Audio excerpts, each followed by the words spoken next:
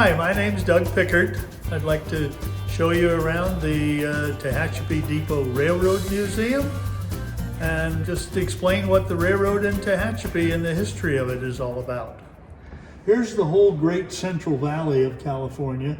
It's all surrounded by mountains. The first transcontinental railroad went from Sacramento up over the mountains by Truckee and Donner Pass and went to Omaha, Nebraska. As soon as they finished that, they started building the railroad down because they wanted to get out of Southern California. Well, how do you get over these mountains? Well, finally they decided that Tehachapi was the best way, the best place to get out of this whole basin or over the mountains to get out of the San Joaquin Valley. There's really only two ways to get east out of here, and that's to go over Donner Pass or go through Tehachapi. So we get all the trains from the two big railroads out west go through here. To me, this really shows how important Tehachapi is to all the rail traffic in California.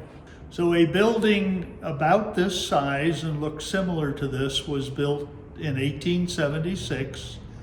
That building burned down in 1904 due to a train parked outside that caught fire. This is the only photograph I'm aware of building number one. So this photograph is 1904 or earlier. Then they built a new building in 1904. And by that time, the Southern Pacific Railroad had come up with a set of standard plans. And so this was a Southern Pacific Standard number 23. This building lasted until 2008.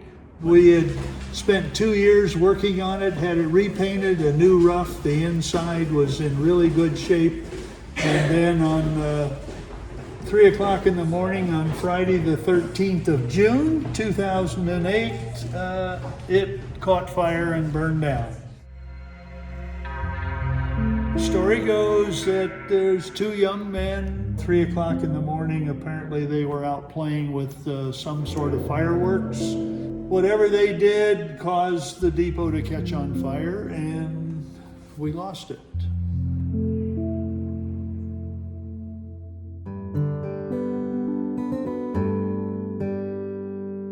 So anyhow, after building number 2 burned down, we had a local fundraising effort and we come up with the money to replace it with this building now. So we're standing now here in building number 3, which was built in 2009. Fortunately, we had found the original plans to building number 2 in the California State Railway Museum, so we were able to give the city the drawings. A few things have changed over the years. We now have air conditioning and heat and things like that. But this building looks 95% of what building number 2 looked like.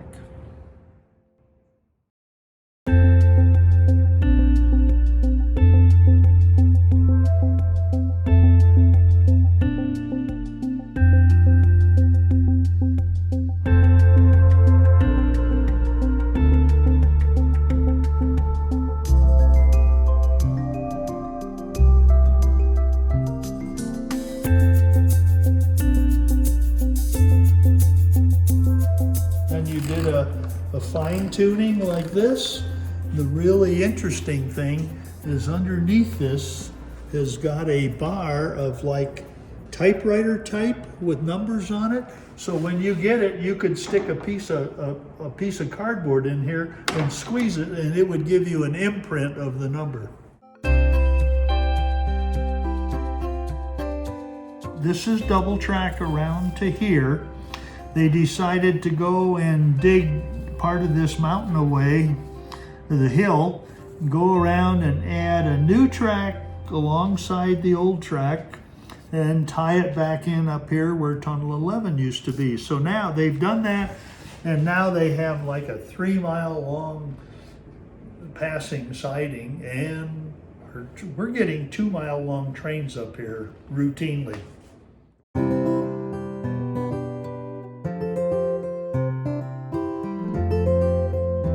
those days, every little small town, they'd have a clock on the city hall building, or that was the time for the town. But the way they said it is they said when they thought the sun was directly overhead, that must be noon. So every town had a different time. So then comes along trains where you could go fast enough, where there were stories of you'd leave Philadelphia and you'd get to Washington, D.C. before you left. That's an exaggeration. Right. Anyhow, nobody had the same time, and trains started running into each other, and that became a problem. So the railroad started the conversation, and anyhow, in 1883, we enacted standard time. We had the 4 time zones in the United States, and everywhere within that zone is all the same time. And so that alleviated their problem.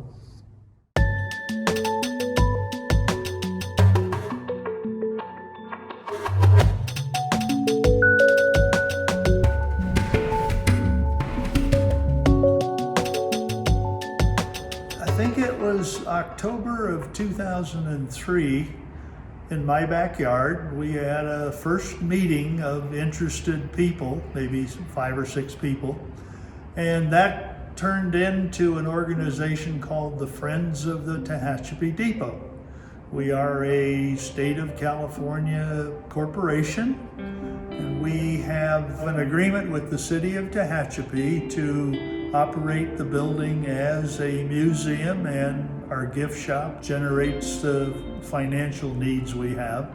So that's been working for 12 or 13 years now, and I think everybody's happy.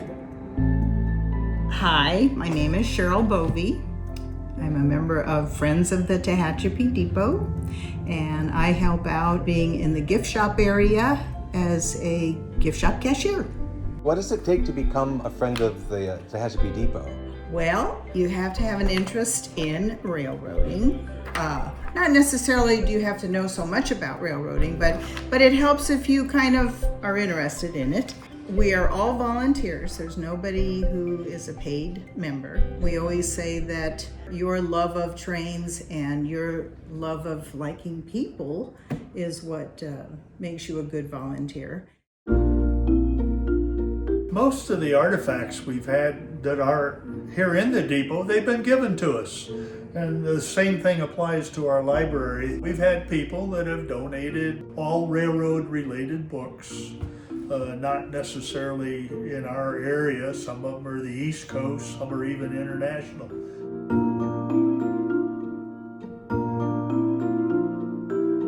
There was a man in town by the name of Bill Stocco, who was a retired railroad signalman. He had his own personal collection of railroad artifacts, railroadiana. Anyhow, most of these lanterns in this display came from his personal collection. He died 20-some years ago, and fortunately the city of Tehachapi had the foresight to go and purchase his entire collection from his widow. He really wanted everything to stay in Tehachapi.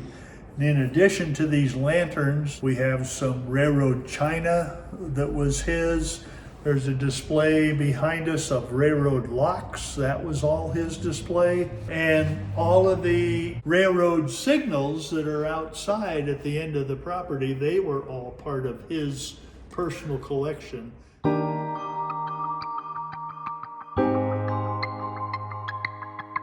So I cannot praise the city fathers back in 2003 or 2 to have the foresight to purchase all of that for what we have now.